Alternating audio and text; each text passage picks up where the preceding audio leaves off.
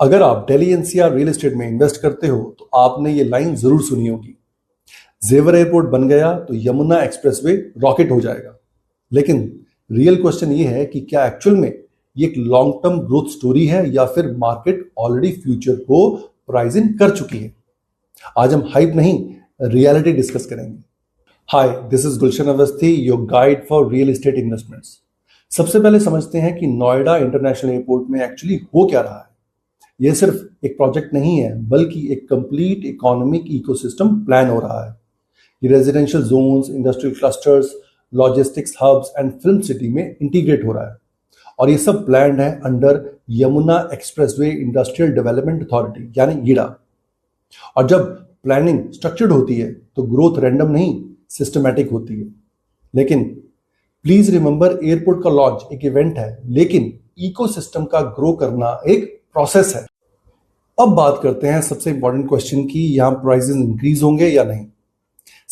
नोएडा और गुड़गांव के कंपैरिजन में यमुना एक्सप्रेसवे अभी भी रिलेटिवली अफोर्डेबल एंट्री देता है और ये एक अपॉर्चुनिटी क्रिएट करता है, लेकिन सिर्फ तब जब इंफ्रास्ट्रक्चर एग्जीक्यूशन स्मूथ रहे। अभी तक जो हमने पैटर्न देखा है वो है gradual prices growth, inquiries increase हो रही हैं और कमर्शियल इंटरेस्ट भी धीरे धीरे बिल्ड हो रहा है।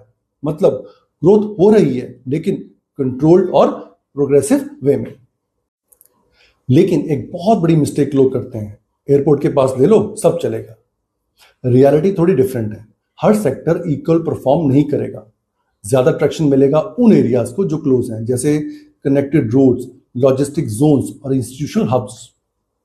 यहां एक सिंपल रूल याद रखो, ज्यादा इंपॉर्टेंट है राइट माइक्रो लोकेशन, ना कि एयरपोर्ट कितना नजदीक है।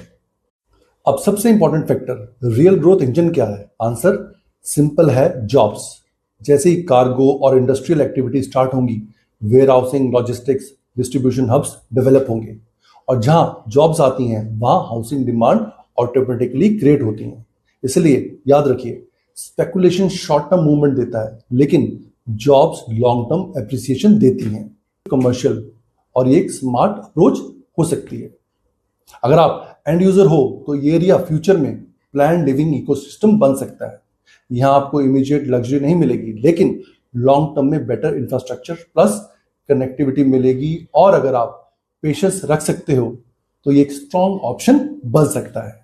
लेकिन रिस्क भी इग्नोर नहीं करने चाहिए। कंस्ट्रक्शन डिलेज हो सकते हैं, सेक्टर वाइज डेवलपमेंट अनइवन हो सकता है और पॉलिसीज भी चेंज हो सकती हैं। इसलिए इन्वेस्टमेंट हमेशा data plus patience plus due diligence के साथ करो। फाइनल बात, जेवर एयरपोर्ट का इंपैक्ट रियल है लेकिन ये एक ओवरनाइट बूम नहीं है।